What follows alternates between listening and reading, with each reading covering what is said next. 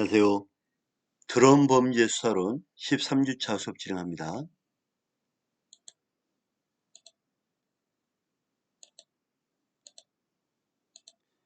이 시간에는 뇌우에 대해서 공부하겠습니다. 터뷸런스인데 턴더스톰, 그래서 뇌우 한번 볼까요? 뇌우는 중요할 거는 강남비, 어, 폭풍우와 천둥을 동반한 기상현상을 말합니다. 뇌우 한번 보고 할게요. 항공기 중에서 뇌우가 되게 위험하거든요. 어제 악천후 속에 제주를 출발해 청주로 가던 아시아나항공 여객기가 운항 도중 우박과 뇌우에 맞아 손상됐습니다. 착륙까지 지연되면서 승객 190여 명이 가슴을 졸인 아찔한 상황이었습니다. 엄진아 기자가 보도합니다. 흐린 날씨 속에 활주로에 도착한 아시아나 8234편. 조종석 앞부분이 자잘한 파편에 맞은 듯 군데군데 일그러졌습니다. 이 비행기는 어제 오후 승객 195명을 태우고 제주공항을 출발했습니다.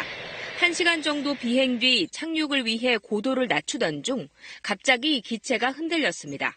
비구름 속에서 뇌우와 우박이 쏟아졌기 때문입니다. 비행기는 기체 앞부분 레이돔과 오른쪽 엔진 덮개가 파손된 채 예상보다 15분 정도 늦게 청주공항에 착륙했습니다. 지난 2006년에도 비슷한 사고가 있었습니다. 무리하게 비구름 속에 진입했다 낙뢰와 우박을 맞아 레이돔이 파손됐었는데 당시 관계당국은 조종사가 낙뢰, 비구름을 피하지 않는 등 주의를 기울이지 않았다며 징계를 내렸습니다. 아시아나 측은 어제 사고의 경우 관제에 따라 정상적으로 착륙하던 중 갑자기 기상이 악화돼 일어났다고 설명했습니다. 2006년 건은 매우 구름대를 충분히 우회하지 못하여 일어났던 건이고 이번 건은 구름대의 성질이 뇌우로 급변하여 벌어진 건입니다. 이 사고 여파로 청주에서 제주도로 향하는 후속 비행편이 5시간 넘게 지연돼 승객들이 불편을 겪었습니다. KBS 뉴스 엄진아입니다. 자, 뇌우가 이렇게 유용합니다. 항공기 운행 과정에. 자, 그러면 뇌우란 건 뭐냐면 뇌우는 강한 비와 천둥을 동반하는데 이러한 현상은 대기가 불안정하여 습한 공기가 국지적으로 급격히 상승하면서 숨은 열, 이걸 방출할 때 발생을 합니다. 방출된 열에 의한 구름 내 공기가 가열되어 부력이 증가하게 되고 이로 인해서 강한 대류를 발달시키면서 구름 내 상승 기류를 더욱더 강화시키고 결과적으로 더 많은 양의 하층 수분을 끌어올려 응결시킨 후 결과물이 뇌우로 나옵니다. 위와 같은 강한 대류에 의해서 연직으로 대륙 관계면 고도까지 깊게 발달한 구름을 정난우이라고 합니다.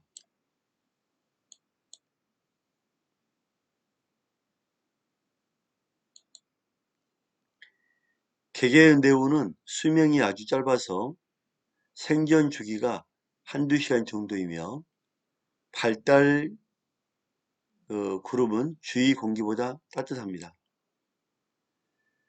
구름이 형성된 공기는 부력을 갖게 되는 현상이 나타나고요. 상승 기류는 고도가 증가함에 따라 증가하고 그로 인해서 구름은 기온의 빙점 이하로 내려가는 고도까지 급히 성장합니다. 이러한 과정에서 수많은 구름 입자 빗방울, 눈송이들이 구름 속에 축적됩니다. 드디어 축적된 물의 양은 아주 많아져서 무거운 입자는 상승 기류에 의해서 지탱할 수 없기 때문에 구름을 뚫고 떨어지기 시작합니다.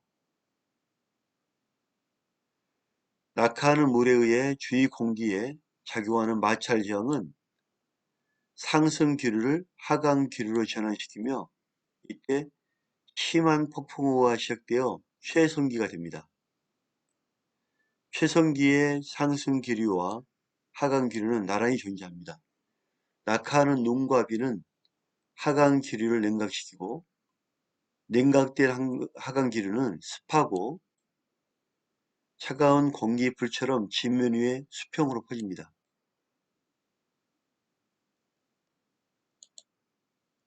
한편 지상에서 하강 기류가 돌발적으로 나타나는 돌풍이 나타납니다.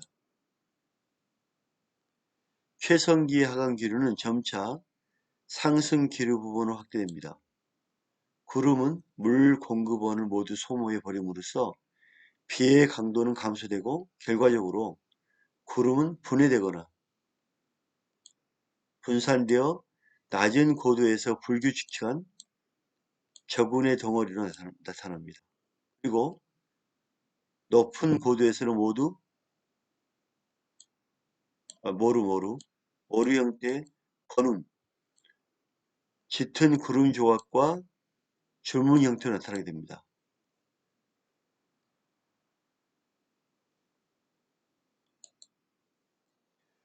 뇌우로 인한 항공기 운항 사건을 보면 부산 김해항공의 공항에 착륙하려다가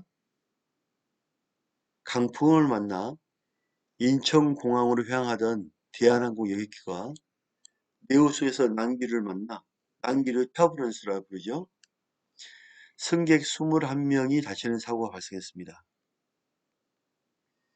전날 오전 1시 40분 승객 152명을 싣고 상하이발 부산행 대한항공 K876편이 김해공항의 기상 악화로 착륙하지 못하고 인천공항으로 향하다가 대구 남쪽 18km 상공에서 갑작스럽게 난기류인 터뷸런스를 만났습니다. 여객기는 천둥과 번개를 동반한 빗속에서 심하게 흔들리며 급방해했고 이 과정에서 김모 씨 등 항공인 12명, 중국 관광인 9명, 21명이 목을 다치는 사건이 나타났고 승무원 3명도 목을 다치게 되었습니다. 자, 이 시간에는 터뷸런스 에어, 난기류 한번 보겠습니다.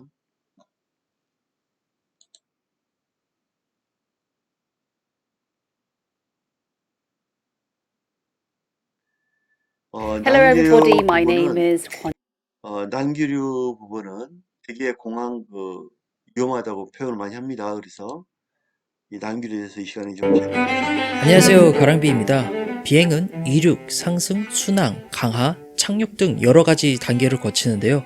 이 중에서 우리가 가장 많은 시간을 보내는 단계가 바로 순항입니다. 이 순항 중에 간혹 난기류를 경험하신 적이 있으실 텐데요. 도대체 이 높은 고도에서 무슨 이유로 난기류가 발생하는지 궁금하신 분들이 계실 겁니다. 오늘은 순항 중에 난기류는 왜 발생하고 또 그 위험성에 대해 알아보려고 합니다. 우선 난기류란 무엇인지 알아보겠습니다. 공기의 흐름을 기류라고 하는데 기류에는 크게 두 가지 종류로 측류와 난기류가 있습니다.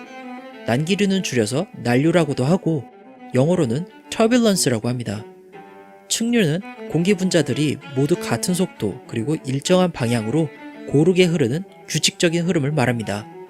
난류는 측류와 다르게 불규칙적인 흐름을 말하는데요. 서로 접하고 있던 측류 간에 속도 혹은 방향의 차이가 생겨 일정하던 공기 흐름에 크고 작은 소용돌이가 발생하면서 불규칙적인 흐름이 형성됩니다. 비행기가 난류 속을 비행하면 이러한 소용돌이의 영향으로 흔들리게 되는데 소용돌이가 강할수록 더 많이 흔들립니다. 순항 중에 주로 접하게 되는 난류는 윈드시어로 발생하는 난류입니다. 시어의 의미는 흐름이 있는 물질이 각 층마다 다른 속도를 가지는 현상으로 보통 시어가 클수록 더 강한 소용돌이가 발생합니다. 윈드시어는 저고도에서만 일어나는 것으로 알고 계신 분들이 꽤 있는데요. 엄밀히 말씀드리면 고도와 관계없이 작은 지역에서 풍향 또는 풍속이 급변하는 현상을 윈드시어라 정의합니다. 근데 높은 고도에서 풍향 풍속이 이렇게 급변하는 이유가 뭘까요? 바로 제트기류 때문입니다. 제트기류는 고고도에서 발생하는 편서풍으로 좁지만 매우 빠른 기류입니다. 우리나라 근처에는 주로 두 개의 제트기류가 형성되는데요. 남쪽으로 가게 되면 제트기류를 한 번 내지 두 번 통과하게 되고 또한 동쪽이나 서쪽으로 가는 경우 제트기류의 영향권에 있기 때문에 비교적 난류를 만날 확률이 높다고 할 수 있겠습니다. 제트기류는 수분이 없기 때문에 눈에 보이지 않고 투명합니다. 그래서 이러한 제트 기류로 생성되는 난류를 Clear Air Turbulence, 줄여서 CAT라고 부릅니다.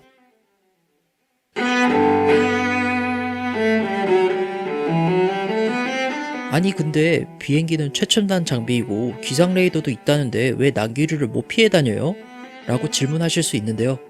답변 드리자면 현재 비행기에 달려있는 관측 장비로는 CAT를 찾아낼 수 없습니다. 비행기의 기상 레이더는 수분을 탐지하는 것으로 수분의 양과 움직임을 통해 강우의 색이나 윈드시어를 탐지하는 방식이죠. 크게 성장한 정란우는 순항고도까지 성장해 난류를 생성하기도 합니다. 하지만 정란우는 수분을 잔뜩 머금은 구름이기 때문에 육안으로 확인이 가능하고 혹은 기상 레이더로 탐지가 가능해 이러한 난류는 조종사가 미리 예측하고 피해갈 수 있습니다. 하지만 CAT의 경우 육안으로 보이지 않고 레이더로도 탐지가 불가능하기 때문에 미리 피해갈 수 없는 것이죠. 물론 대략적으로 제트 기류의 위치, 고도 등이 그려진 기상 차트, 그리고 시어 레이트 등을 고려하여 항로를 설정하긴 하지만 이런 것은 예보의 성격이 강하고 많이 흔들릴 것이라는 예보와 달리 실제로 별로 안 흔들리는 경우도 있고 그 반대의 경우도 있기 때문에 100% 신용할 수 없습니다. 따라서 이미 CAT를 조우하고 나서 조종사가 조치하는 것이 일반적입니다. 난류를 만나면 우선 조종사는 좌석 벨트 사인을 주게 되는데요. 웬만하면 이동을 삼가하시고 좌석 벨트를 매시라는 의미입니다. 그리고 이어서 나오는 기내 방송을 잘 따라주시면 되겠습니다. 좌석 벨트 사인을 주고 나서 조종사는 안전을 위해 감속하고 관제사에게 고도 변경을 요청합니다. 하지만 고도 변경의 경우 관제사가 고도 요청을 거절할 수 있기 때문에 항상 가능한 것은 아닙니다. 이러한 경우에는 난류를 통과할 때까지 참으실 수밖에 없습니다.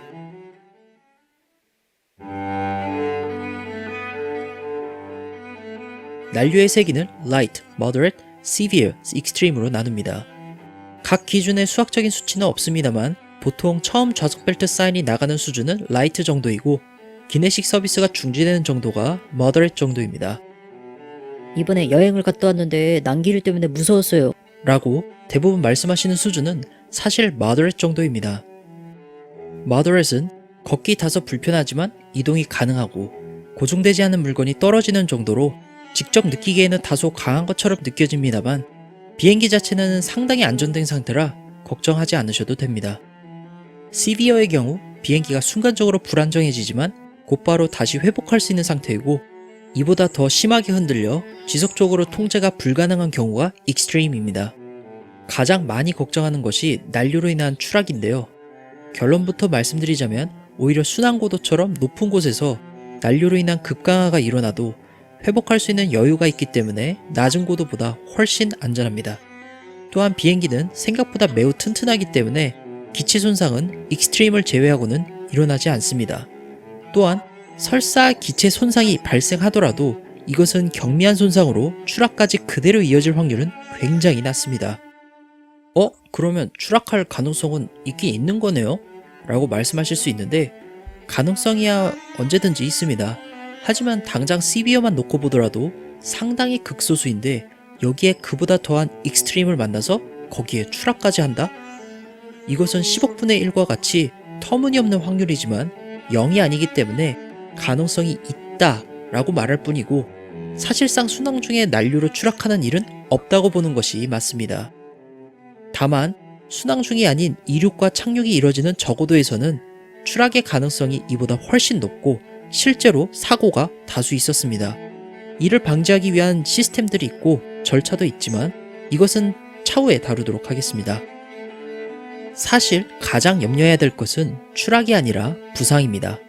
미리 말씀드린 바와 같이 CAT는 탐지가 불가능하기 때문에 급작스럽게 조우한 경우가 상당히 많습니다.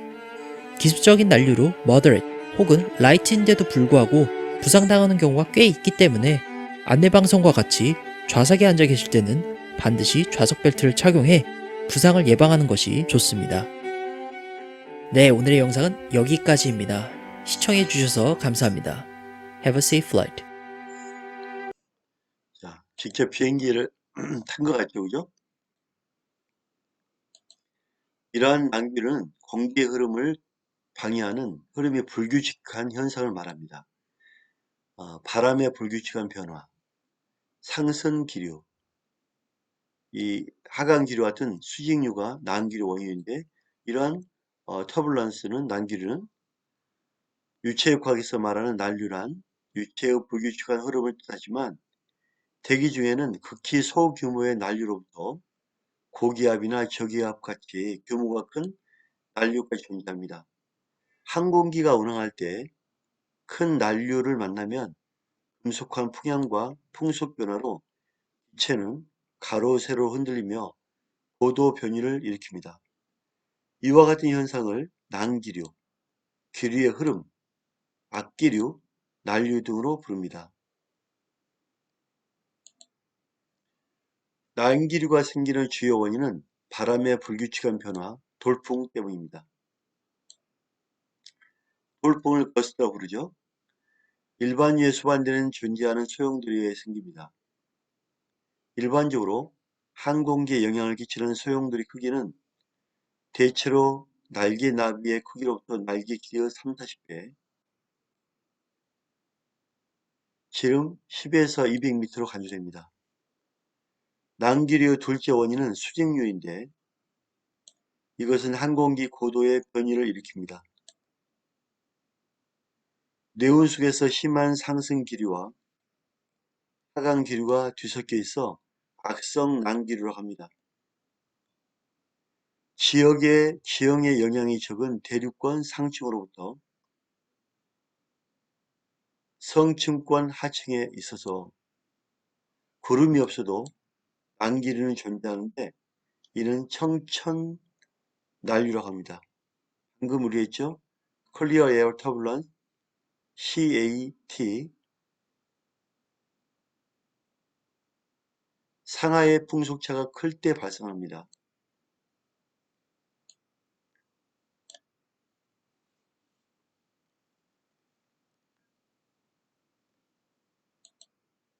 자, 첫 번째 수업 마치겠습니다. 감사합니다.